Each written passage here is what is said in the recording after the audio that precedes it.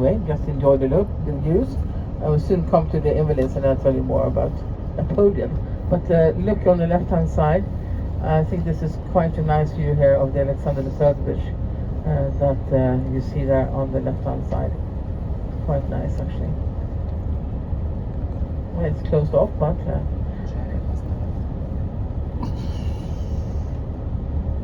and of course the River Seine, it will have swimming competitions here.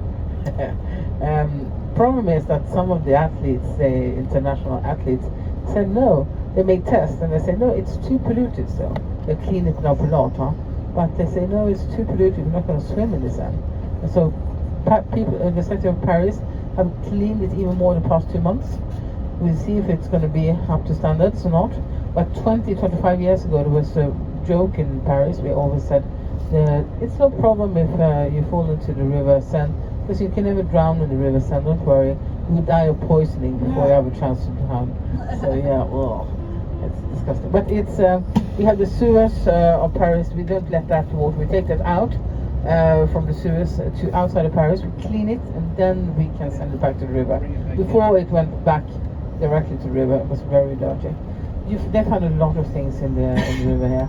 In the 1980s, they found a big crocodile here. There was someone who has had. They also found big water snakes because people have had them at home and they become too big, and they let them out here. So then apparently the crocodile was living a good life here, had grown a lot. So that was sent to a zoologic garden in Brittany, I think it was. So still living there actually, I think.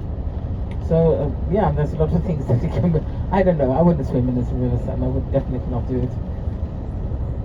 I think the athletes are right.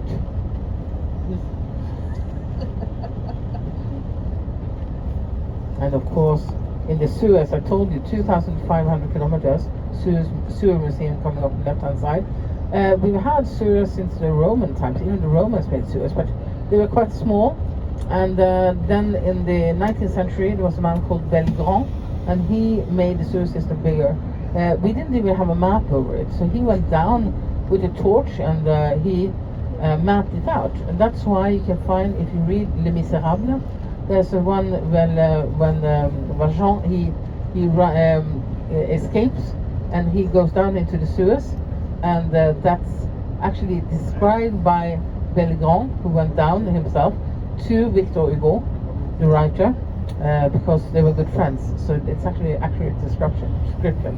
And if you have a map of Paris, a normal city map of Paris, you can actually find your way in the sewers because they follow all the streets, and there are street names, the same street signs that you see in the streets here, blue street signs.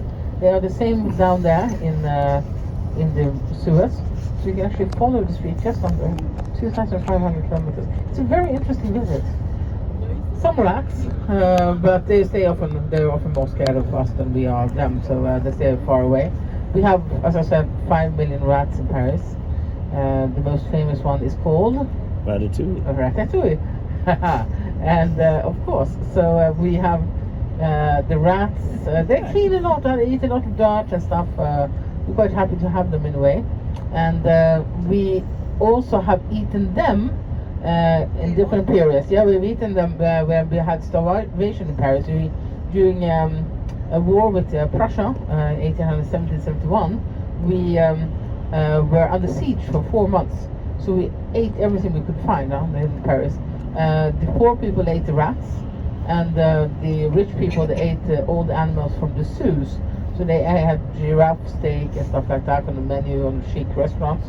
But the poor people, we can still find cookbooks with rat stew in them as a recipe. Ugh. But apparently it's not that bad. But It's not tonight. I would avoid it. I'm a vegetarian. Okay, so, yeah. Definitely avoid She's it. okay, good. She's good. If that's what was on I think the rest of us are vegetarians.